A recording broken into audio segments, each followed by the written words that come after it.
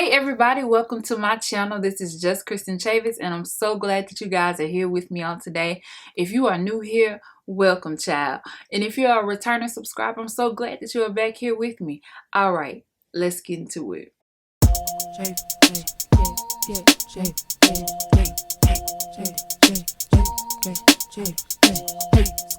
It's another one for real.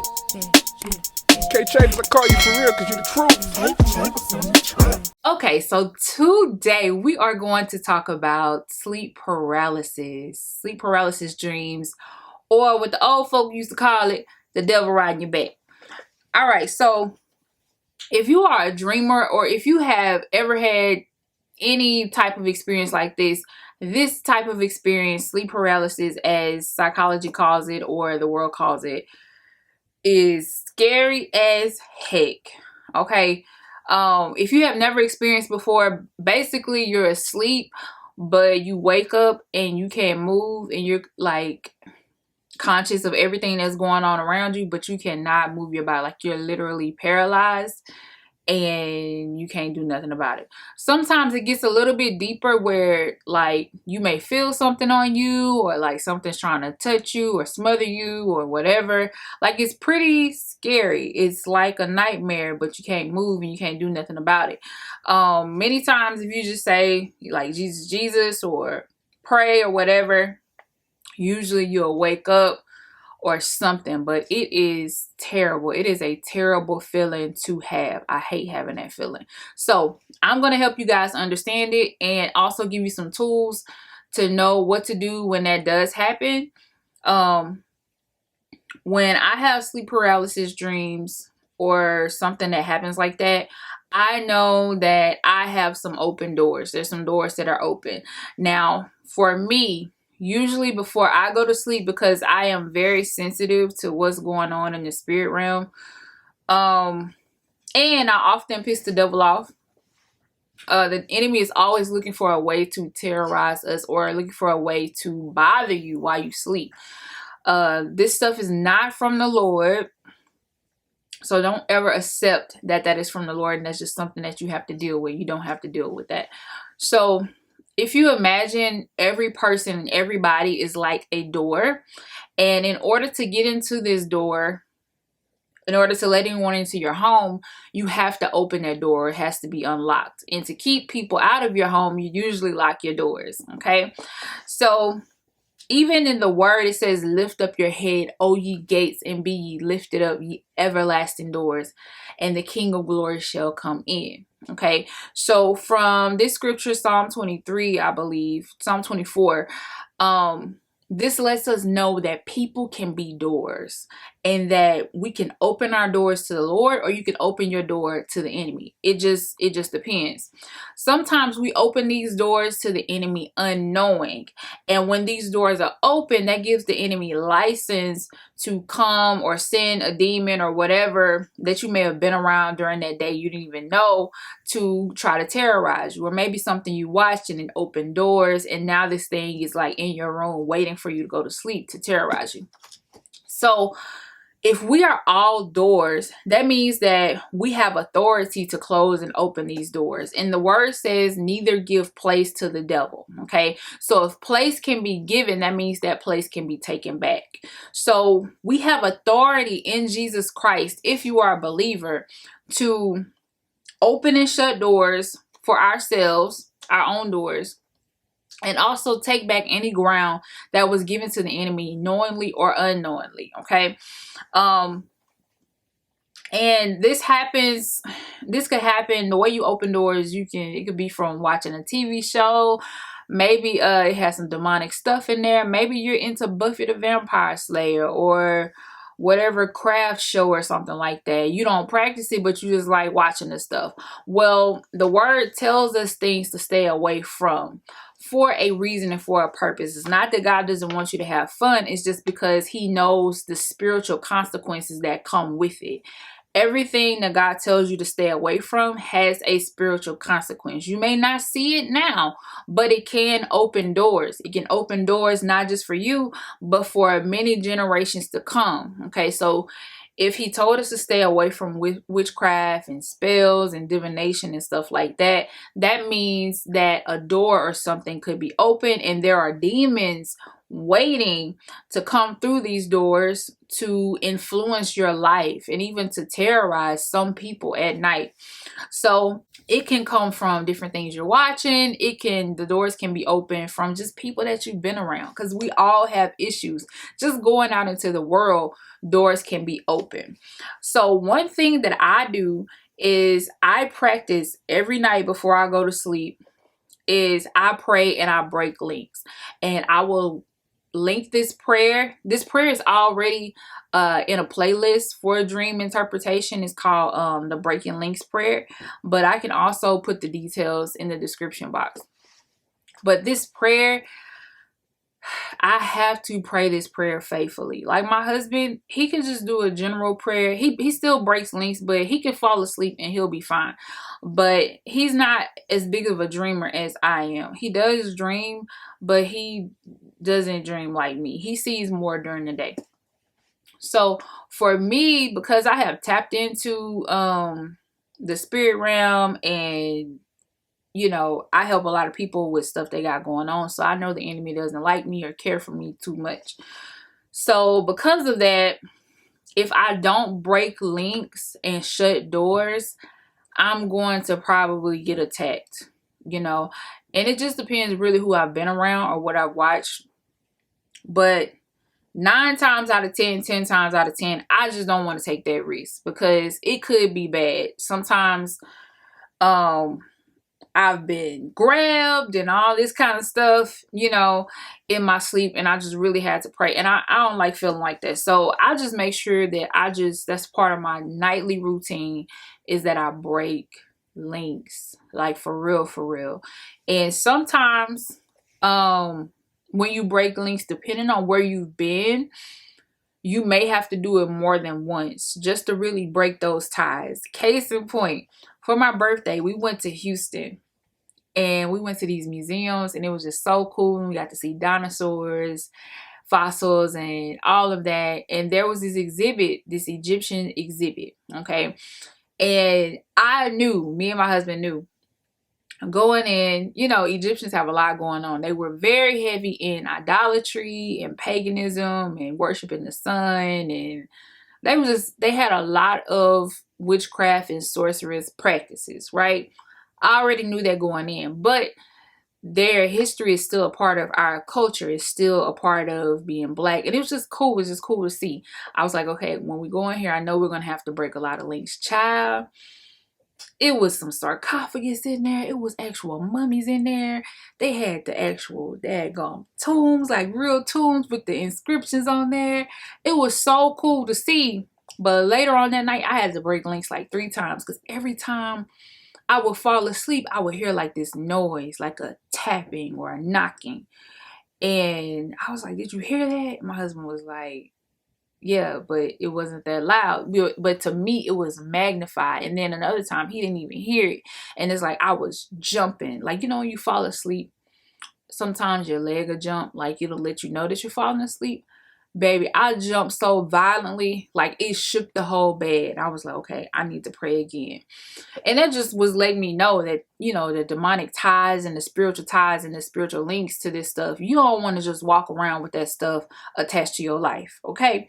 But it was a fun experience, but I ain't trying to do, child, they had all kind of little trinkets and little guides and stuff in there. It was interesting to look at and all that, but I don't want none of them problems, okay? And sometimes doors can be open from just places you decide to go and sleep. You know, it's stuff in these rooms, it's spirits in these rooms. And you just have to pray. You don't know who's been in there, what they've been doing. Hotel rooms, I always pray over the room. I pray over the bed. I don't have to do all the, you know, anointing with oil and all that stuff, because the oil is in me. And the oil is on me. But I am going to pray and cleanse the room, because I just don't have time. I don't have time for nobody visiting me, touching me, none of that stuff. I done dealt with enough of that stuff. And see, when you're sensitive and you're a dreamer, and it's been people in that room that you're sleeping, you gonna experience spirits of lust trying to come after you, and it's gonna feel like somebody's trying to sexually abuse you and all this stuff. Like, all of this stuff has happened. Like, I slept at someone's house, and you looking, it's a nice clean house, and it's your spiritually immature self, or maybe you're just trying to give people the benefit of the doubt. You're like, oh, it's a nice house, these are God-fearing people, and I ain't gotta worry about praying over this room, I ain't gotta blah blah blah. Child, don't do that. Don't set yourself up for that. Go ahead and pray over the room. I learned my lesson. I think I went somewhere, I ain't pray over the room, or maybe I did a light prayer. I don't know. I ain't prayed deep enough. What did I do? I went and took a quick nap. I was tired. Took a quick nap. I'm just dreaming, have a nice dream or whatever. And I start seeing, like, my friend, I was at my friend's mom's house. And I started seeing, I saw a version of her husband. I saw some people that kind of look like who she used to date, and they was like standing in the hallway. They wasn't in the room with me, but they were standing in the hallway just kind of looking. So I prayed over the room, prayed over the hallway, and we didn't have no more issues. I didn't have any more issues after that, but that just goes to show that you can never be too careful, and you always want to break links before you go to sleep, and always pray over the room.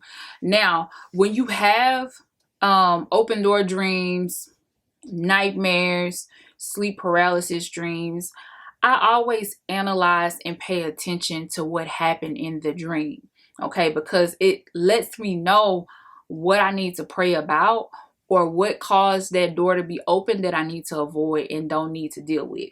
Case in point, my husband, he can watch anything. He can watch any scary movie. He can watch whatever, and he won't be affected by it. He breaks links or whatever. If he falls asleep and doesn't break links, he's okay.